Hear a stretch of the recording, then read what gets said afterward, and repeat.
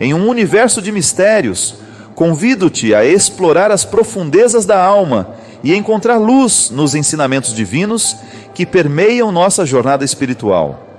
Neste espaço de reflexão, que nossos corações se abram para a transcendência e descubram a essência sagrada que nos conecta à divindade. Deus nos dá asas o tempo todo para a gente poder ir além, sair do lugar comum. Aliás, o crescimento humano é sempre uma experiência de sair de um lugar comum para chegar àquele que ainda desconhecemos. Sim, a aventura humana consiste em diariamente nós desbravar o que somos, desbravar quem somos. Aquele que descobre o valor do autoconhecimento e identifica quais são as ferramentas do dia a dia que podem favorecer o autoconhecimento, nunca mais vai querer abrir mão desse direito.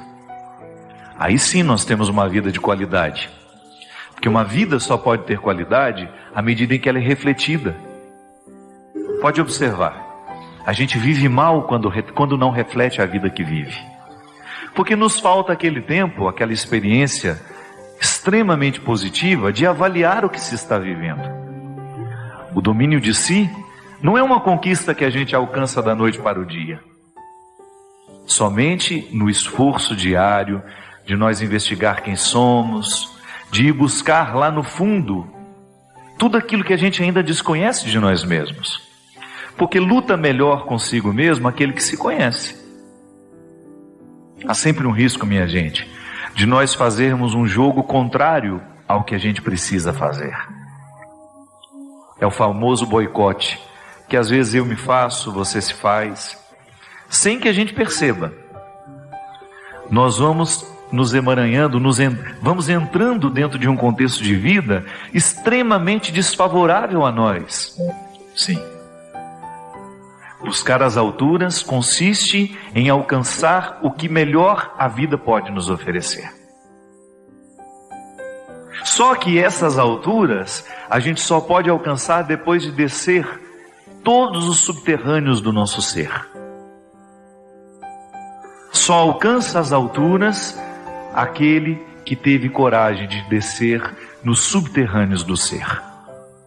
Lá onde você vai conhecer-se com profundidade, descobrir o seu sistema, como é que funciona o seu sistema, como é que funciona o seu organismo. Sim, porque nós somos diferentes. Tenho certeza que à medida que eu vou falando, você vai pensando na sua vida. Como falta isso para nós? Muito. Nós somos pós-modernos, né? Nós estamos dentro de um contexto onde a comunicação é muito fácil, a gente fala com o outro com uma rapidez muito grande, a gente se desloca com muito mais rapidez. São conquistas, claro, valores, mas que também geram um prejuízo para nós. Porque nós estamos cada vez menos afeitos, menos propensos à experiência do vazio. Que não é aquele vazio desagradável que pode gerar uma depressão, por exemplo, um sofrimento agudo. Não, é o vazio, quando nós experimentamos, é aquele vazio que nos proporciona uma quietude, porque nós não estamos nos preenchendo de nada daquilo que é exterior. Aí você se ocupa da sua solidão, ocupa-se com a sua solidão. É sempre um risco a gente morrer desconhecidos a nós mesmos. Porque o processo do autoconhecimento, ele se confunde com a maturidade espiritual. É a mesma coisa.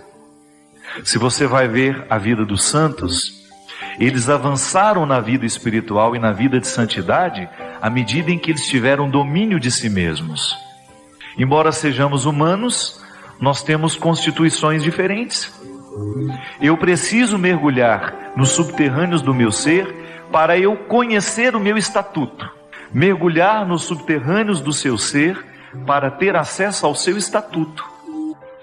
O estatuto é como se fosse o nosso manual de funcionamento. Só que a vida humana, se a gente não ler bem esse estatuto, que é pessoal, intransferível, a gente nunca vai conseguir fazer essa altura ser uma realidade na nossa vida. Você já parou para pensar que às vezes você não faz uma avaliação da vida que você vive? vai vivendo sem pensar. Entra no ritmo alucinante que a vida tem, que é própria dos nossos dias, e não tem nem o direito de parar para problematizar. Eu falei, às vezes nós não temos noção de como uma palavra dita por nós pode provocar o bem. De como uma palavra pode desencadear a paz, a reconciliação. De repente uma pessoa que você ofendeu, que você machucou, um pedido de perdão que você manda através do WhatsApp. Sabe, olha, me perdoa, eu errei, machuquei você com minhas palavras. Sabe, isso tem um poder. A gente não pode desconsiderar esse poder da palavra. Essa é a nossa vocação cristã, minha gente. O tempo todo eu preciso lidar com Adão que me hospeda. Ele está hospedado em mim. E ele me hospeda também. Estou hospedado nele. É a minha condição frágil que eu não tenho condições de abrir mão dela. Mas por outro lado, eu tenho a vocação crística. Cristo me chama, Cristo me convoca diariamente a superar os limites do Adão que está em mim, para que eu tenha condições de viver essa realização humana, que não é outra coisa senão o equilíbrio entre possibilidades e limites. Este equilíbrio que nos torna capazes de mergulhar nos nossos subterrâneos e ao mesmo tempo alcançar as alturas da nossa vocação. Nós não podemos desconsiderar que uma palavra nossa pode fazer viver o que está do outro lado. E a gente sabe que o contrário também é verdadeiro.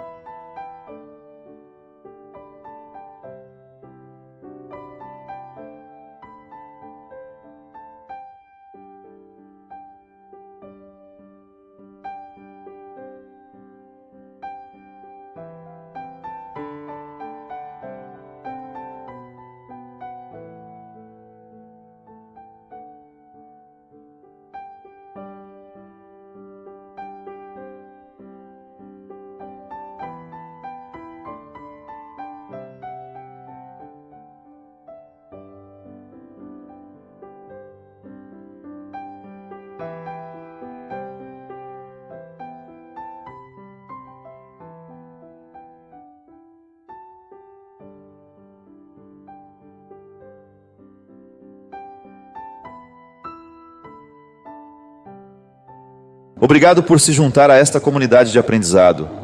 Nos deixe saber suas ideias nos comentários. Inscreva-se para continuarmos nossa jornada juntos e convide outros a embarcarem nesta jornada.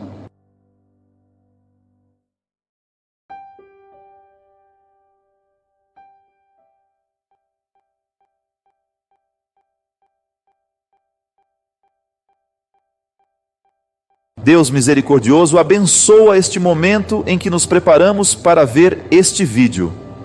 Concede-nos a clareza mental para compreender as lições que serão compartilhadas e a força de vontade para aplicá-las em nossa jornada.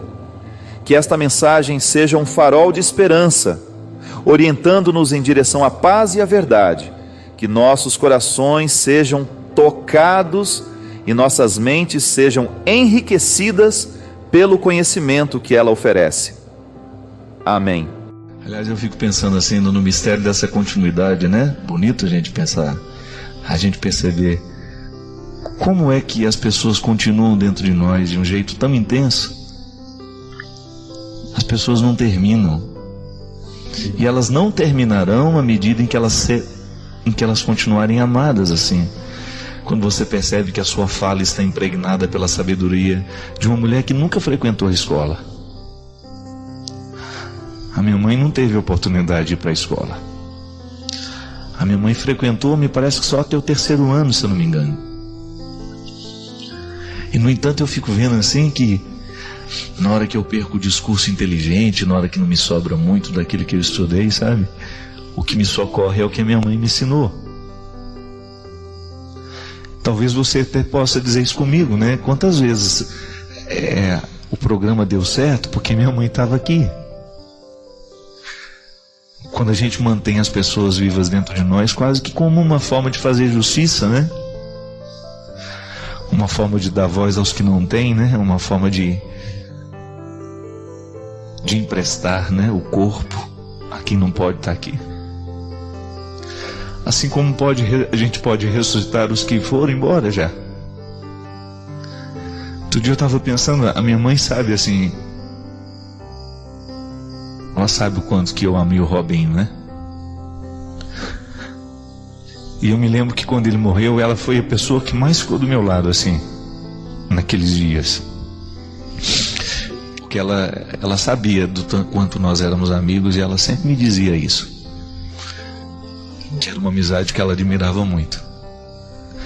E eu fico pensando assim nessa capacidade que às vezes a vida nos dá de o outro continuar dentro de nós. A gente já não sabe mais dizer o nome da gente sem a gente lembrar o nome dos outros também, né? Quando você percebe que por uma força misteriosa as pessoas já morreram, elas não existem mais, mas de alguma forma elas estão legitimamente representadas naquilo que a gente é. E eu agradeço muito a Deus por isso, sabe? Agradeço a Deus pela oportunidade de poder experimentar na minha carne o que os discípulos experimentaram. O mistério da ressurreição de Jesus, assim, quantas vezes a minha mãe ressuscitou Jesus dentro do meu coração?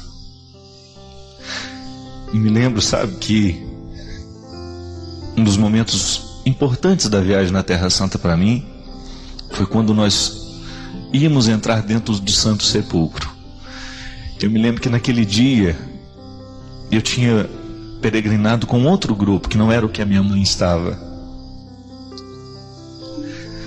Aí eu corri, né? Na hora que eu cheguei lá no Santo Sepulcro, eu corri e procurei onde ela estava, porque eu queria entrar lá dentro com ela.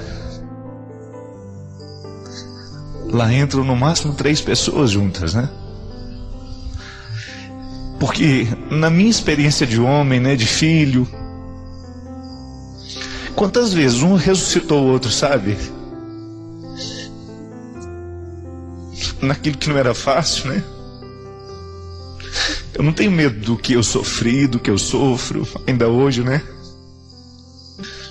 E eu fico vendo assim, eu me lembro que aí eu corri, eu vi que ela já estava quase entrando no sepulcro já. Eu segurei na mão dela e falei assim: mãe, eu quero entrar com a senhora aqui dentro. E a gente tocou aquela pedra junto, sabe? Assim como tantas vezes a gente tocou em tantas coisas juntos.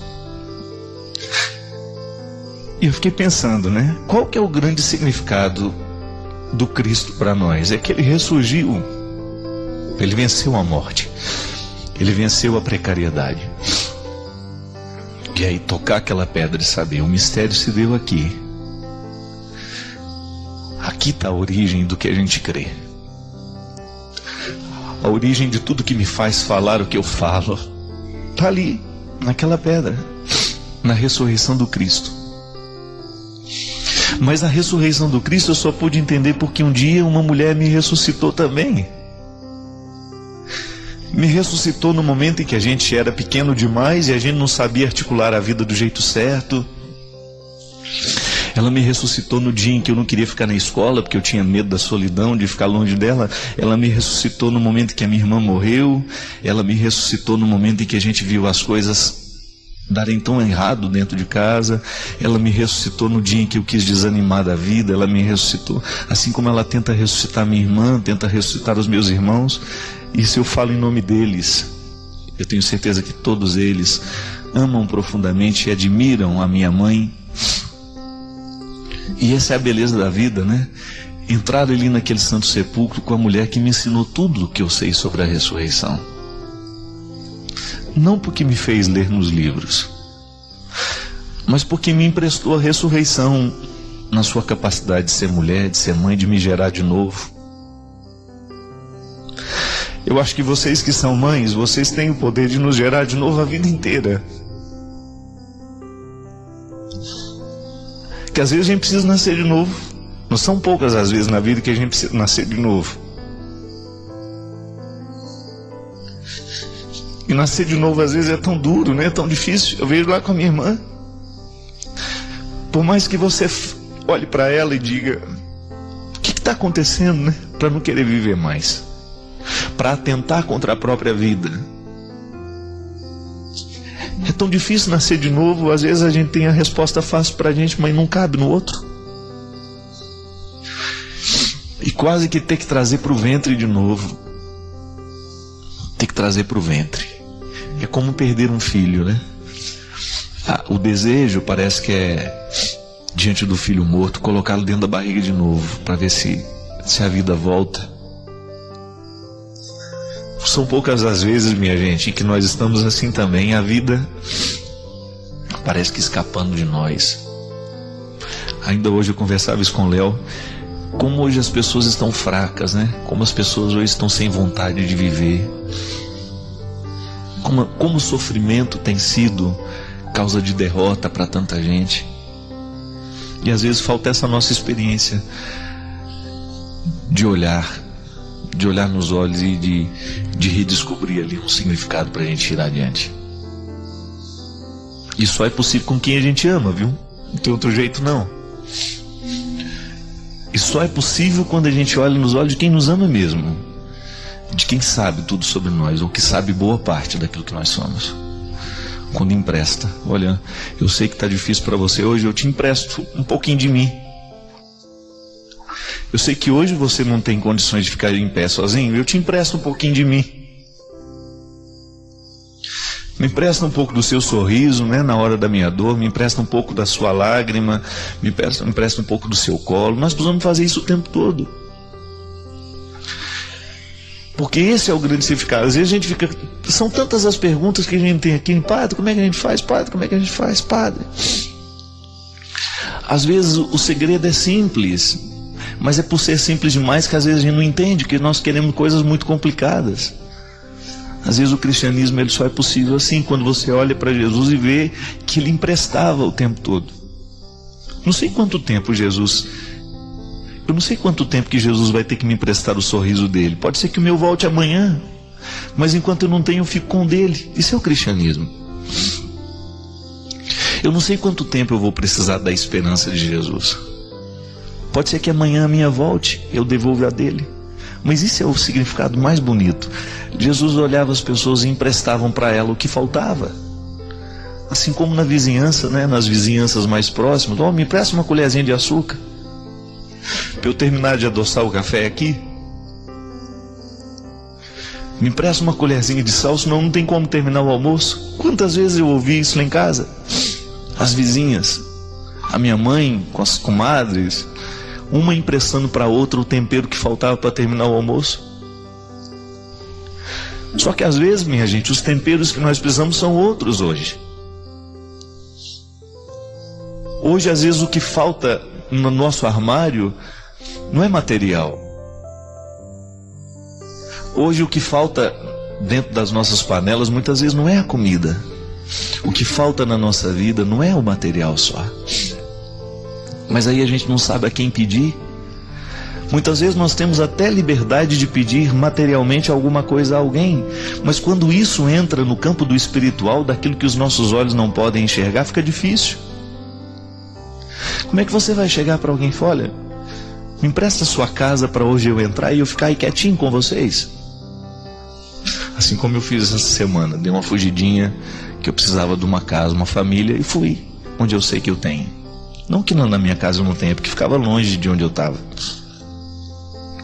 Mas quando você vai, para você ser mais um, quando você percebe que você está precisando ali de que alguém empreste para você um pouco de fraternidade, e você não está tendo, busca. Às vezes as nossas necessidades são mínimas. Às vezes você fica aí no canto, né, na sua vida, no seu sofrimento, também perdendo a vontade de viver, assim como a minha irmã, e de repente você precisa só que alguém lhe empreste um sorriso, que alguém lhe empreste uma generosidade, que alguém lhe estenda a mão. É o que Jesus fazia. E nisso estava o senhorio dele, e nisso estava a sua capacidade de arrebanhar as multidões. E nisso cai por terra todo o poder de denominação religiosa, porque no fundo o que sobra é gente. Não importa se somos católicos, não importa se somos espíritas, evangélicos, budistas, ateus, o que sobra depois de tudo isso é gente. É coração sofrido, é coração machucado, é coração que precisa de atenção, é coração doente, coração solitário, que sofre das piores vergonhas. Às vezes a gente precisa de algumas coisas que a gente tem até vergonha de pedir. Eu sei. Às vezes o que você precisa na vida é tão pequeno que você tem vergonha de pedir. Mas aí quem sabe seja a hora de nós então modificarmos o nosso jeito de olhar para as coisas, para as pessoas. Se eu esquecer o que Jesus me ensina, se eu esquecer o que Jesus me faz crer, se eu esquecer o que a dona Ana me ensinou a respeito dele, se eu retirar a pedra daquele santo sepulcro, se eu esquecer o que aconteceu ali, eu não tenho nada, absolutamente nada de novo para inventar, para dizer e para solucionar aqui, para propor, não. Agora, quando a gente olha para Jesus e a gente descobre que Ele tem uma capacidade imensa de nos emprestar sentido, aí então a gente descobre o sentido que nos falta.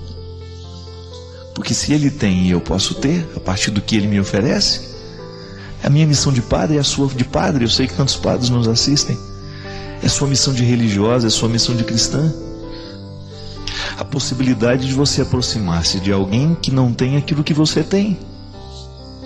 Então hoje eu estou cheio de esperanças, eu estou cheio de alegria. Eu me aproximo de quem não tem e empresto. Mas não é aquele empréstimo que a gente pega de volta, não. É o empréstimo porque é mútuo, né? Assim como eu estou dando alguma coisa, eu também estou recebendo. E nisso está aquilo que eu falava. A gente continua nas pessoas, a gente não termina, não. A gente não termina. A gente vai assim, como se fosse um exercício de continuidade. A gente vai na ponte. Pessoas são como pontes, viu?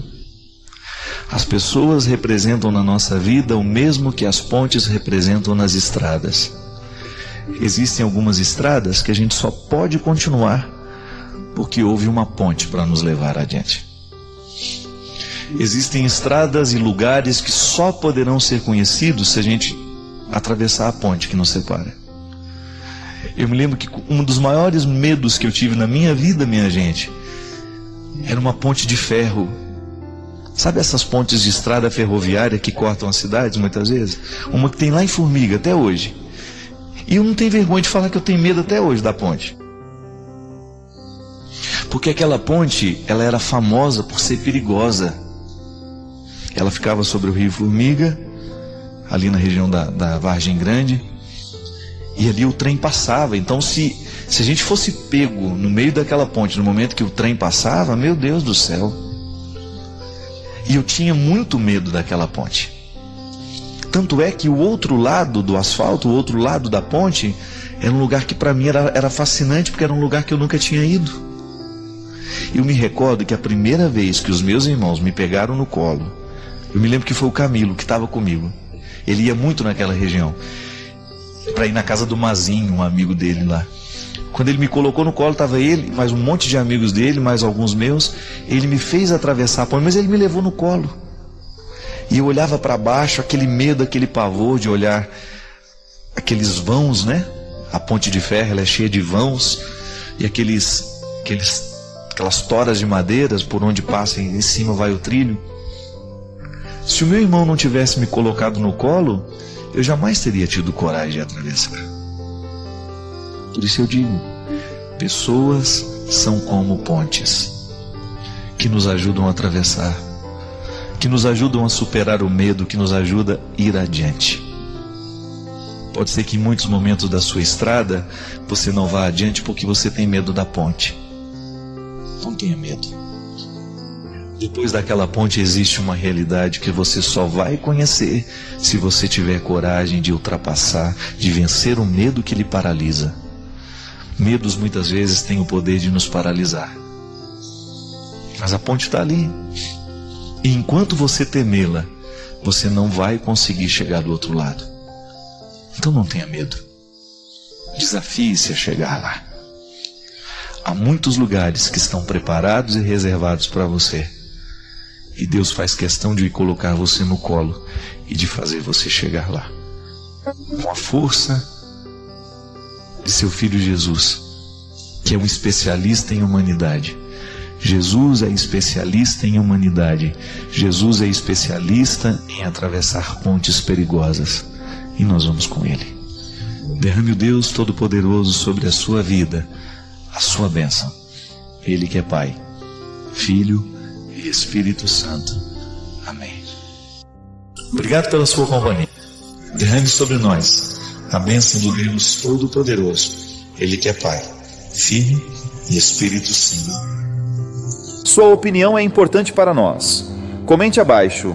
Inscreva-se para mais conteúdo enriquecedor e ajude-nos a espalhar essas mensagens positivas compartilhando este vídeo.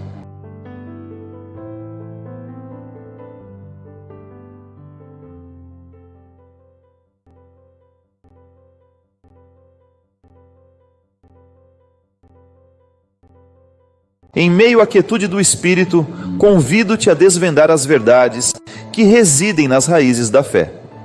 Que este momento de reflexão seja um portal para a compreensão mais profunda do divino, conduzindo-nos a uma jornada espiritual de descobertas e iluminação. É com muita felicidade que me deparei com o seu programa. Fiquei mais próximo de Deus e mudando a minha vida. Porém, não consigo conversar com Deus como um amigo, pois ainda temo a autoridade dele. Como se eu precisasse marcar dia e hora para um papo franco. Como fazer para ser de fato um amigo e confidente de Deus? Digo que apesar de não frequentar a igreja, há muito tempo procuro levar uma vida cristã e correta. Obrigado por tudo que você tem feito na minha vida. Luiz, você tocou numa questão muito interessante. Durante muito tempo, a experiência religiosa, a compreensão de Deus, sobretudo no Antigo Testamento, está diretamente ligado a um Deus guerreiro. Está diretamente ligado a um Deus dos exércitos, aquele que está à frente, com todos os escudos, destruindo os inimigos, O povo de Israel faz um pouco essa experiência. Um pouco não, bastante, Essa experiência de um Deus tremendo. De um Deus que treme as bases por causa do medo que ele provoca. É um Deus guerreiro. E o Novo Testamento é o aperfeiçoamento desta visão. Este Deus guerreiro é visto de maneira amorosa. Porque você tem lá no Antigo Testamento a imagem de um Deus guerreiro, de um Deus que está pronto para abater o inimigo. E em Jesus você tem um Deus que está disposto a amar o inimigo. Olha como mudou. Então aquela visão de que Deus antes estava pronto para derrubar e derrotar o inimigo, agora está pronto para acolher. a mesa está posta e os miseráveis estão convidados para participar do banquete. Veja bem que no contexto do Antigo Testamento existe a força de um discurso segregando mesmo, julgando para fora. Que a partir do momento que o diferente é meu inimigo, a partir do momento que a tribo vizinha, que não comunga da mesma crença que eu, é minha inimiga, eu tenho o direito de falar de maneira grosseira mesmo, eu tenho o direito de usar de armas para combater. E aí a igreja, ela pôs a mão, pediu perdão, sobretudo pelo tempo da Inquisição, quando de maneira terrível, pelas forças do momento presente, da história daquela época, daquele momento, as pessoas que não criam da mesma forma eram julgadas na fogueira, eram queimadas em praça pública para que os hereges pudessem ver e diante do medo não fazerem a mesma coisa. Veja bem, nós não podemos fazer a religião viver, ser a tradução e ser vivida na experiência do medo. Quantas vezes na sua vida, talvez, Luiz, você tenha vivido o mesmo que eu vivi, quando a imposição de uma verdade nos era feita pela força do medo. Não faça isso porque Deus castiga. Não faça aquilo porque Deus tem os olhos grandes e Ele está vendo tudo que nós estamos fazendo para depois nos castigar. Não vejo por aí, meu amigo. Jesus me autoriza a enxergar Deus de forma diferente. Deus tem os olhos grandes, é para me observar e me amar. É para me ajudar a vencer os meus limites. É para me ajudar a encaminhar as coisas da melhor forma. Não é para me vigiar, não. Não é para ficar de olho no que eu estou fazendo de certo ou de errado. Mesmo porque os meus erros, eles atingem primeiramente a mim. É engraçado isso, né? Mas às vezes a gente tem a ingenuidade de pensar que o meu erro é um agravo contra Deus. Claro que é um agravo contra Deus, mas só é agravo contra Deus porque é agravo contra mim. Deus me ama e a partir do momento que eu me machuco, Deus sente as consequências do meu erro.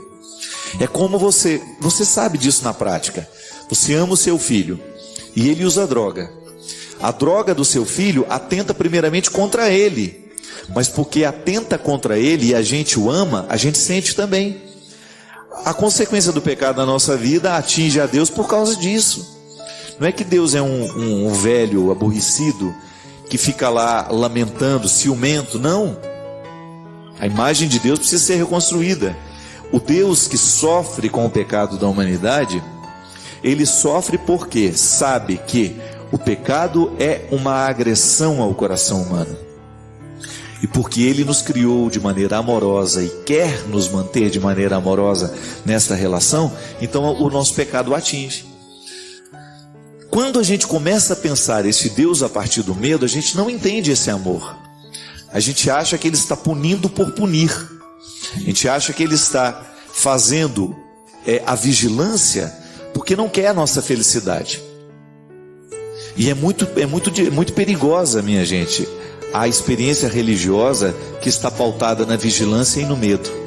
Michel Foucault, um grande filósofo, dizia de maneira muito interessante, muito sábia, que a vigilância e a punição são mecanismos de controle. Quantas vezes na educação dos filhos a gente usa da vigilância e do poder, do medo, né? Só que tem o seguinte, a vigilância e o medo não nos educa. Ela apenas nos controla por um tempo. E depois que você já não tem mais o poder da vigilância e do medo, você esquece, não tem o valor incorporado. É igual aquela velha história. Tem uma plaquinha lá, proibido pisar na grama. A gente olha para o lado, olha para o outro, não tem ninguém vigiando, a gente pisa. É porque a gente não entendeu o valor do jardim. A vigilância e a punição estão muitas vezes a serviço da minha falta de reconhecimento do valor. Se eu sei que é um valor, eu não vou pisar na grama. Se eu reconheci o jardim como um bem público que precisa ser preservado, eu não vou pisar. É igual, a gente não precisa andar na testa, olha, não me bata, não me agrida, não me mate. Mas infelizmente algumas pessoas batem, algumas pessoas agridem. Não me traia, não é? A gente não precisa escrever isso. Agora, o outro, infelizmente eu estou na mão do outro. Quando eu saio da minha casa, eu estou dependendo do valor que o outro aprendeu ou não, de respeitar a minha vida. Eu saio e respeito a vida do outro, por quê? Minha mãe me ensinou esse valor, meu pai me ensinou esse valor, o meu caráter foi moldado para compreender o outro como um valor absoluto, que eu não posso banalizar. Agora, se eu não faço, se eu não vivo, é porque eu não descobri, eu não desdobrei o valor em atitude concreta. É muito interessante isso, minha gente. Olha como a religião repercute dentro de nós. A partir do momento que Deus, para mim, é amor, e eu o compreendo assim, eu vou aprender a lidar melhor com as minhas fragilidades. Porque eu sei que Deus não está pronto para me punir, Ele está pronto para me corrigir. A correção, ela condensa o amor. Muitas vezes a punição não. Ser punido nem sempre condensa a experiência do amor. Muitas vezes eu não consigo viver e reconhecer no amor, na experiência do outro, naquilo que o outro está fazendo por mim, o seu amor. Por quê? Porque muitas vezes está uma dose exagerada de punição, quando na verdade o amor é que me faz perceber que a atitude do outro é para o meu bem.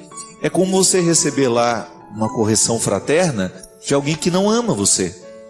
Receber uma correção fraterna que alguém que tem uma arma na mão é horrível, que coloca na sua cabeça, né? Metáfora isso, não estou dizendo uma arma de verdade.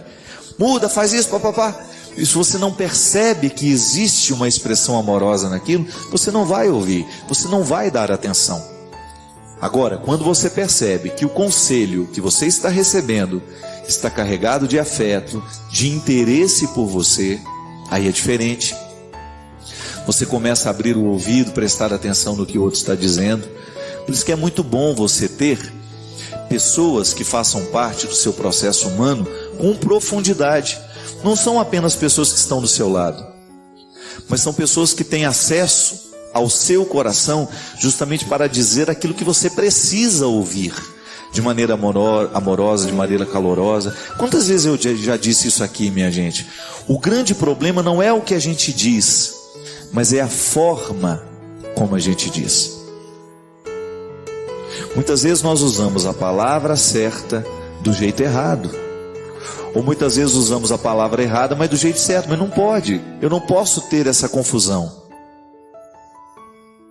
A religião repercute em nós neste momento.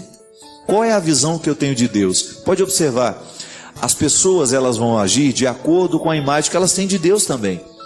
Se elas serão misericordiosas, se elas serão julgadoras, se elas serão preconceituosas, tudo isso está diretamente ligado à experiência que nós fazemos de Deus. E é por isso que o mundo precisa ficar melhor a partir do cristianismo, porque Jesus reconfigura esta imagem. Deus não é um guerreiro, Deus é um pai amoroso. E porque Ele é um pai amoroso, Ele nos ensina a sermos irmãos fraternos. O pai que me ama, me ensina a ser irmão fraterno.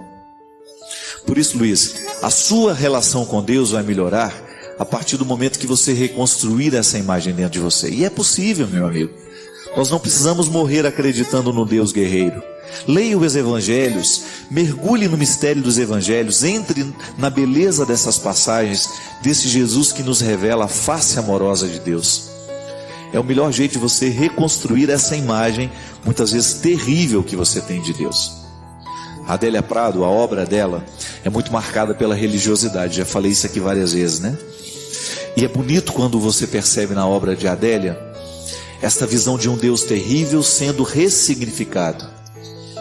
Quando o Deus terrível passa pelo crivo do amor agora. E é por isso que nós dizemos de maneira bonita, Jesus é a hermenêutica do Pai. O que é hermenêutica? É a interpretação, a ciência da interpretação. Então você só pode interpretar o Antigo Testamento a partir do Novo. Jesus é a hermenêutica, é a regra de interpretação. Você não pode interpretar o Antigo Testamento sem a conexão com o Novo. Porque senão a gente vai achar que a gente tem direito de matar os inimigos da gente. Que nós vamos ter o direito de apontar as armas para a tribo vizinha e matar só porque eles são diferentes de nós. Olha os problemas religiosos no mundo, estão diretamente associados a esta intolerância. Quando nós não temos uma imagem de um Deus amoroso, nós corremos o risco de ter uma imagem de um Deus guerreiro, que nos autoriza a luta, que nos autoriza a agressividade, que nos autoriza o espírito tribal. E o espírito tribal não constrói sociedade, minha gente. A sociedade só pode ser verdadeiramente construída a partir do espírito fraterno, que nos permite olhar para o diferente de maneira amorosa e acolhê-lo, mesmo sendo ele diferente de nós. Obrigado pela sua companhia. Derrame sobre nós a bênção do Deus Todo-Poderoso, Ele que é Pai, Filho e Espírito Santo. Obrigado por se juntar a nós nesta jornada. Queremos ouvir suas reflexões. Deixe seus comentários, inscreva-se para mais conteúdo e convide amigos a embarcarem nesta jornada conosco.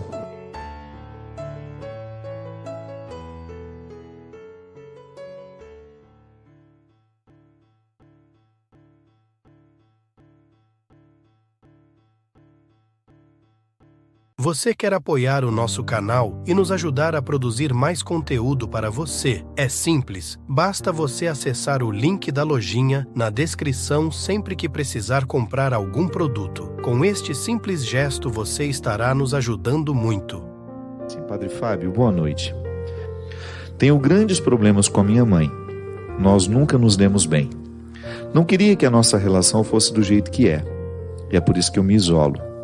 Eu sei que não deveria ser assim. Sei que as mães são divinas e por isso eu me culpo e choro muito. Eu não sei, minha filha, qual é a grande dificuldade que você tem com sua mãe? A maneira como você descreve é muito genérica, você não diz, você apenas diz que tem muitas dificuldades com ela. Tente clarear para você quais são essas dificuldades, onde é que está a origem dessas dificuldades. Foi Jesus quem disse: conhecereis a verdade e a verdade vos libertará. Nós precisamos mergulhar nos nossos sentimentos, às vezes confusos, turvos. Nós precisamos nos aproximar desse sentimento para que a gente tenha oportunidade de conhecê-lo. Conhecendo os seus sentimentos, você terá a oportunidade de interferir. E a sua interferência provoca liberdade. Primeira coisa, retire do coração toda a culpa, essa história que a mãe é um ser divino. Desromantiza isso. É importante a gente olhar para a nossa mãe com muito respeito, mas faz muito bem à nossa saúde emocional quando a gente olha para ela como alguém que também pode receber de nós uma correção. Fraterna, amorosa. As nossas mães não podem ser consideradas criaturas intocáveis pelo simples fato de serem mães. Não, mães erram. E não são divinas, não, elas são sagradas.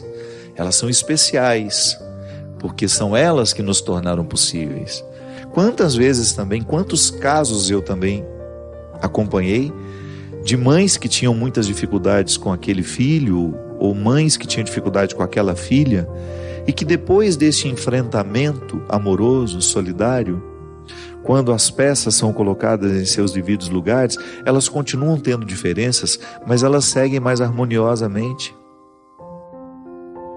E isso é libertador, quando você consegue estabelecer com o outro uma relação de respeito, de solidariedade, de fidelidade e ao mesmo tempo de muita liberdade. Outro dia mesmo, ouvindo uma pessoa, ela estava tão amargurada porque ela tinha identificado que ela tinha ódio da mãe dela. E ela vivia justamente esse conflito, né? Como é que eu posso ter ódio pela minha mãe, sabendo que minha mãe fez tudo o que pôde fazer por mim? E aquilo para ela pesava tanto, que quanto mais ela sentia o peso de saber que ela tinha essa profunda dificuldade na relação com a mãe, muito mais se tornava pior, porque ela não conseguia nem verbalizar isso. E um dia teve uma explosão com a mãe, quase houve uma agressão física. Por quê? porque isso não foi terapeuticamente tratado no momento certo. A gente vai deixando encher o pote, né, e de repente transborda da pior forma. Então a nossa relação com elas será sempre de gratidão. Mas não significa que a gente não possa colocar os pingos nos is. Há tantas diferenças entre nós e elas. Claro que às vezes algumas pessoas têm muita facilidade de lidar com a mãe. Eu, por exemplo, sou um testemunho assim. Eu não me recordo na minha vida de ter tido grandes embates com a minha mãe. Não, sempre me dei muito bem com ela. Mas eu não posso negar que em muitos momentos da nossa história, eu precisei também desmistificar algumas coisas da minha relação com ela e tive coragem de dizer, com muito carinho, claro, com todo o respeito que ela merece, que eu não achava aquilo correto. Então o amor de mãe, ele é muito difícil. Ele é maravilhoso porque é ele que nos proporciona a vida, mas depois, se não há a maturidade de permitir que essa cria evolua para ser quem ela pode ser, esse amor de apego é muito prejudicial. E vocês que são mães, fiquem atentas. A maneira como vocês estão lidando com as dificuldades dos filhos de vocês com vocês. Uma das coisas que é muito comum na relação familiar é que a mãe, às vezes, sem perceber, ela valoriza um pouco mais o filho, aquele filho que é mais parecido com ela, que correspondeu mais o que ela esperava, e aquele que não é, vai se tornando cada vez mais, vai ficando cada vez mais de lado, vai ficando mais alheio, vai sendo colocado naturalmente naquele posto. Ele é muito difícil. Sim, pode ser que não seja ele difícil. Pode ser que a dificuldade não esteja nele. Pode ser que a dificuldade esteja em você, que ainda não foi simples o suficiente para reconhecer que seu filho não tem a obrigação de ser um desdobramento seu. A nossa relação com a mãe, ela precisa ser sempre respeitosa, mas nós temos que ter a coragem de estabelecer o limite. Sim, às vezes a mãe, num gesto de extrema, às vezes elas são muito bem intencionadas, mas elas criam um excesso de proteção. E o excesso de proteção nos sufoca. Não é bom viver sufocado pelo amor da mãe. Então, às vezes, nós podemos dizer: mãe, a senhora está exagerando aqui. Não há necessidade desse acúmulo de cuidado. Claro, elas vão estranhar, mas aprendem. Tudo. Sabe por quê? Porque aprendem por causa do amor que tem por nós.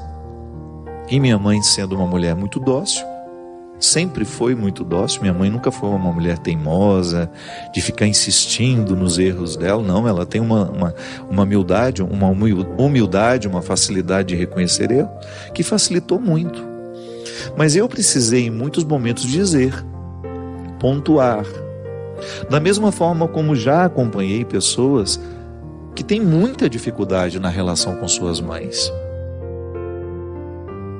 Há mães que resolvem e escolhem ficar inimigas de seus filhos porque eles não correspondem ao que elas esperam. E eu não estou falando de uma inimizade declarada, viu? De não falar mais, de não se encontrarem. Não estou falando não. Estou falando daquela inimizade velada, que fica sempre um alfinetando o outro. Na reunião de almoço, de família, na reunião de festa, que geralmente quando a gente se encontra para comemorar alguma coisa, fica aquela troca de agulhas tão desagradável e que expressa justamente a falta de diálogo ou a falta de entendimento que aquele filho não é você. Ele é seu filho, mas ele não é você, ele não é uma continuidade sua. Então, às vezes, você que me escreve aqui, a sua dificuldade com sua mãe, ela vai ficar cada vez maior se você não tiver coragem de fazer isso que eu falava no início do programa. Viver o enfrentamento, de sentar com ela e amorosamente pontuar quais são os pontos, quais são os aspectos do relacionamento entre vocês que está sendo difícil. Não vai virando as páginas sem resolver a lição de cada dia. Filho não é o acelerador que você pisa para poder chegar longe através dele em lugares que você sempre quis chegar, mas não conseguiu. Às vezes nós queremos fazer dos nossos filhos os nossos aceleradores. Nós queremos, eu tinha tanta vontade de fazer medicina, você vai fazer. Eu não tenho obrigação de ser o lugar da realização da minha mãe, não. Se por acaso coincidir o sonho que ela tem para mim, que bom. Mas não é prioridade minha fazer a vontade da minha mãe para que ela fique satisfeita comigo. Não, a minha prioridade é descobrir o que de fato nessa vida me realiza. E minha mãe, porque me ama, olha para aquilo que eu faço, que me realiza e se realiza também, ainda que isso seja contrário do que ela esperava para mim. Obrigado pela sua companhia. Derrame sobre nós a bênção do Deus Todo-Poderoso, Ele que é Pai, Filho e Espírito Santo. Valorizamos sua contribuição. Deixe seu comentário, inscreva-se para mais descobertas e convide outros a fazerem parte desta conversa significativa.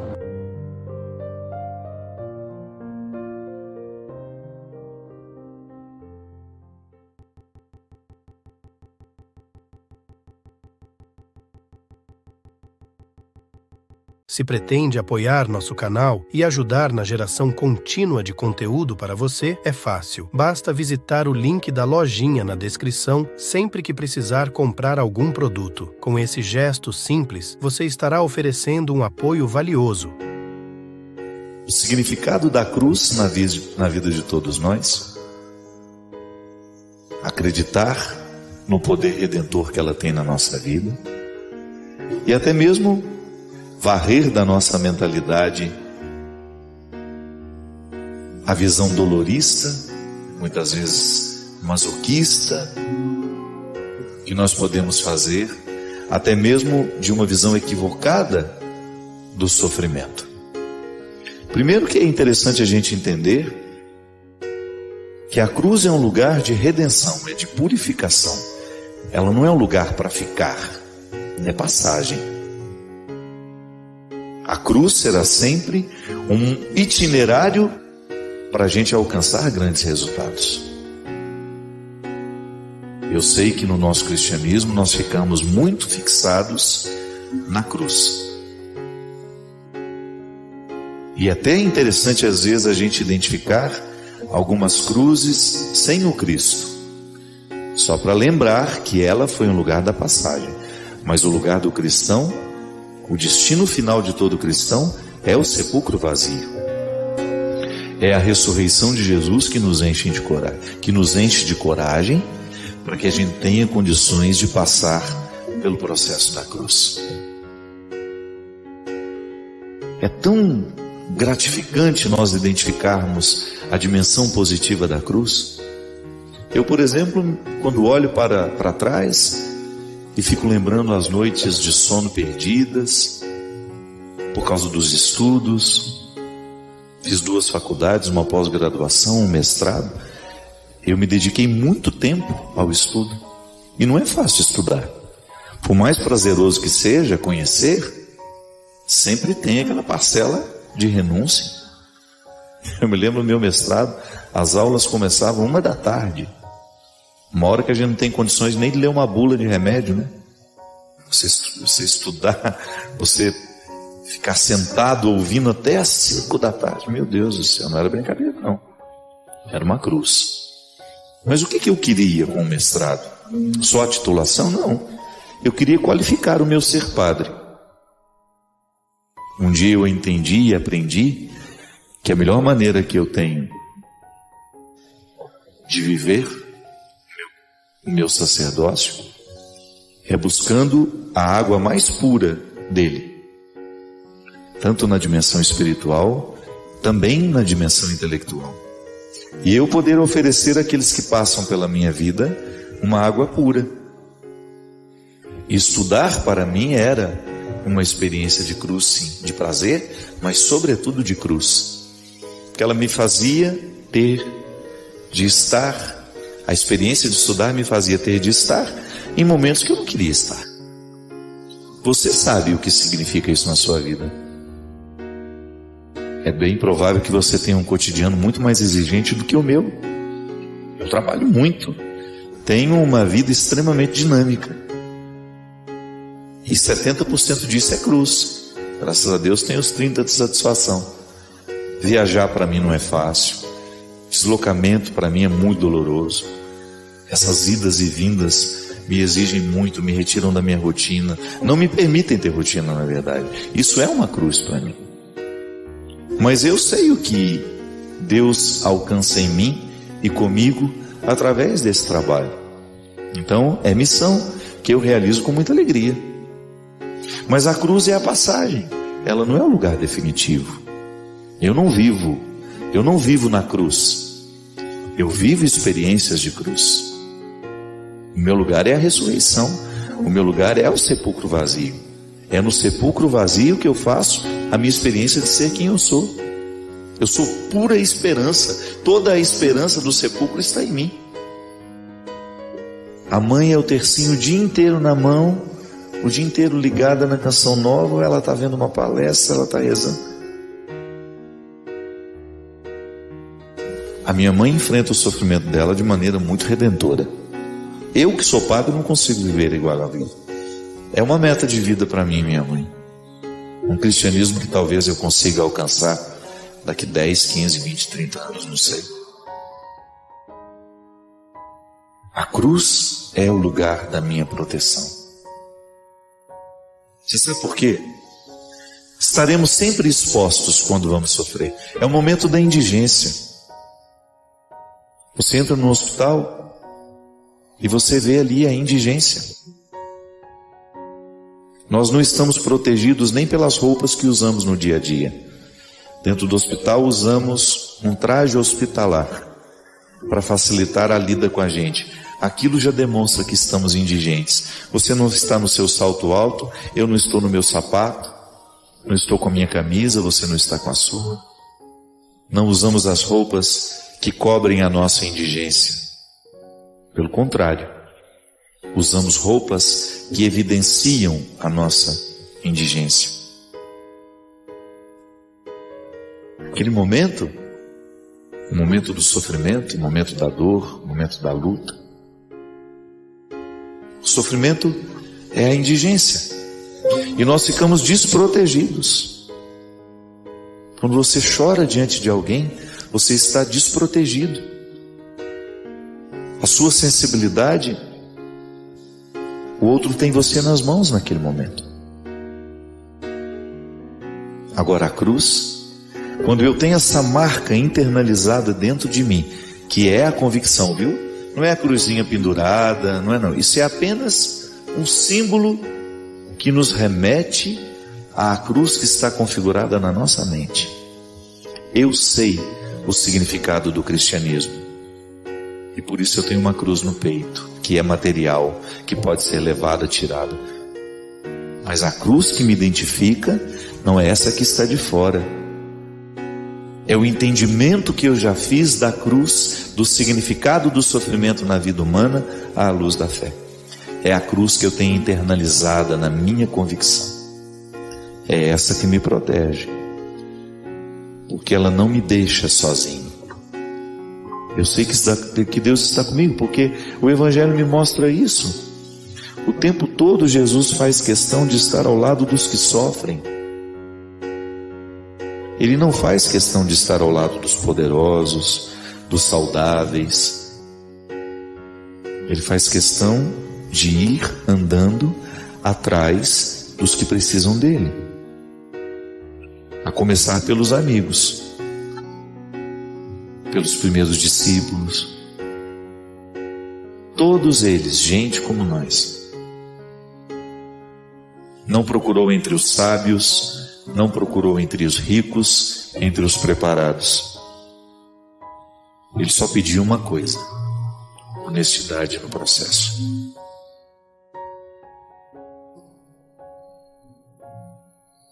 Sejam honestos. Aprendam comigo o significado de ser gente, de lidar com a indigência diariamente e de ter a oportunidade de, a partir dessa indigência, experimentar o que temos de mais sublime. Porque da cruz só nos brotam realidades sublimes. Às vezes levamos um tempo para identificar que era sublime.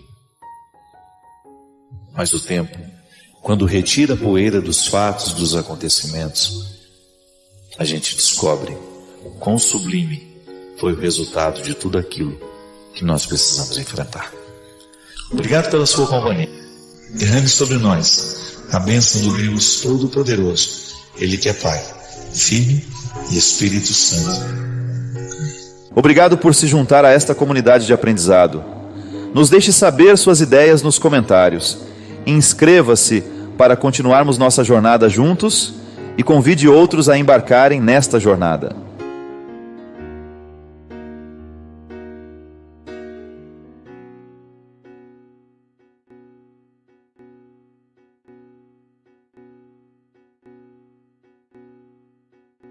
Deus misericordioso, abençoa este momento em que nos preparamos para ver este vídeo.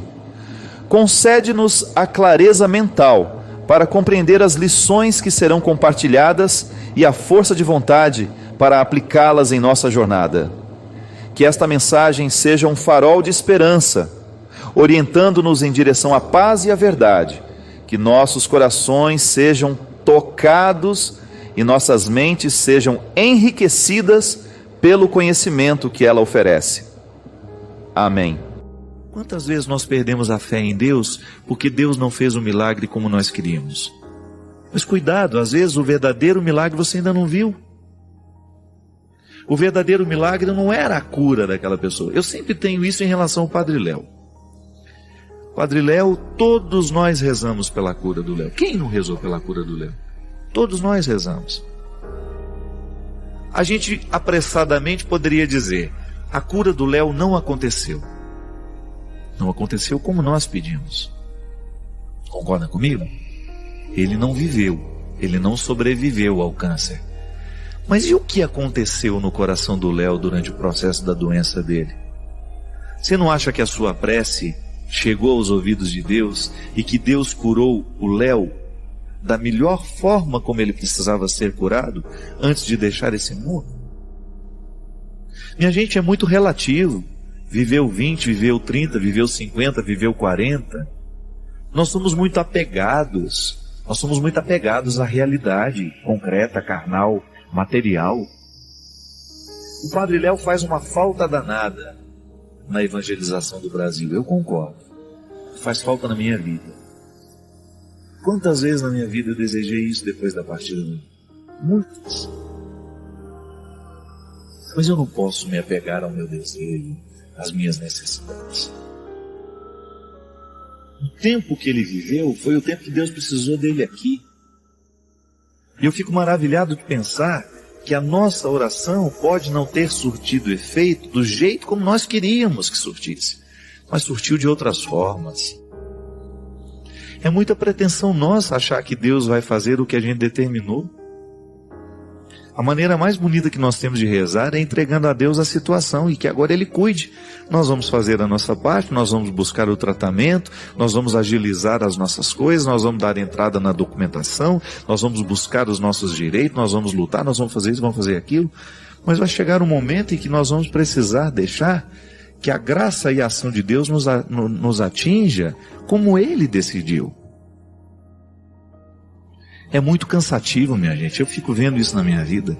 Como muitas vezes é cansativo.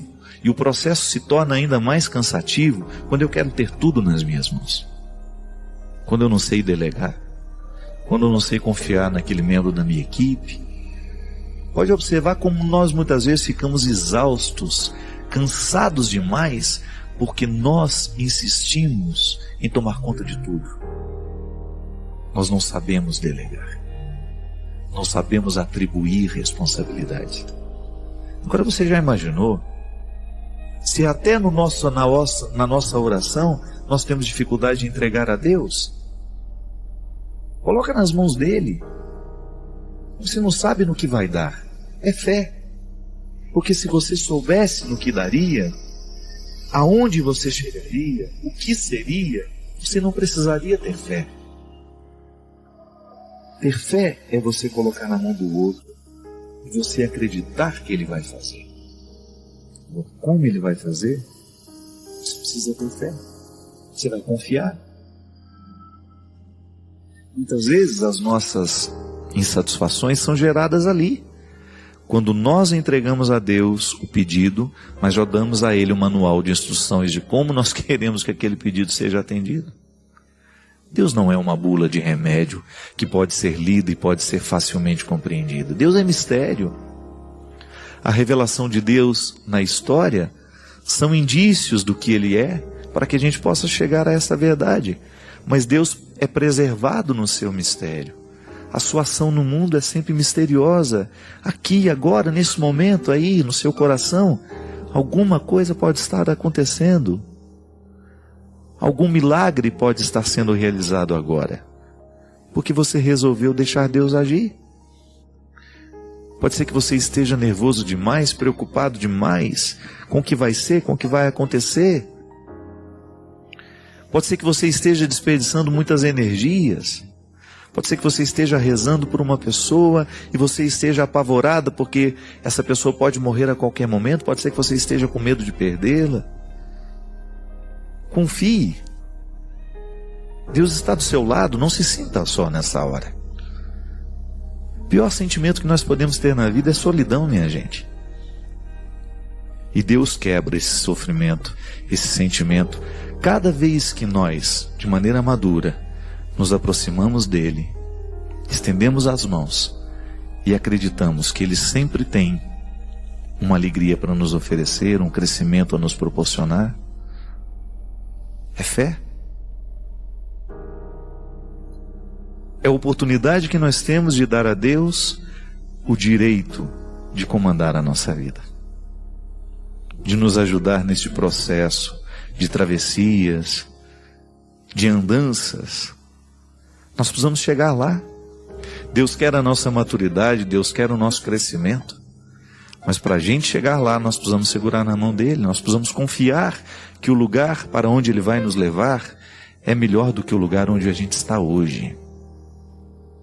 Não tenha medo disso. Coloque-se nas mãos de Deus, coloque as realidades que você acha que estão pesadas demais sobre você, confie.